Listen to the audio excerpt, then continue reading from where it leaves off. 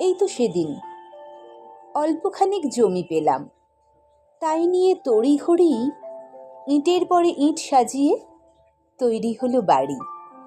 সেটা আমরা সবাই এক পরিবার, আনন্দে গড়াগড়ি।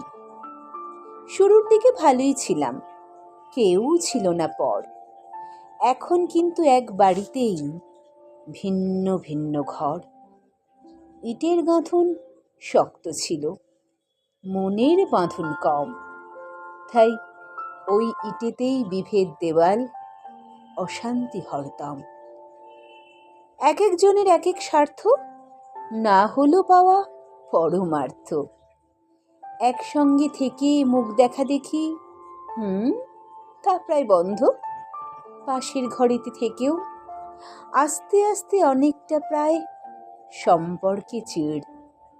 কালকের সেই শান্তি নীড় আজকে এখন নষ্ট নীড়।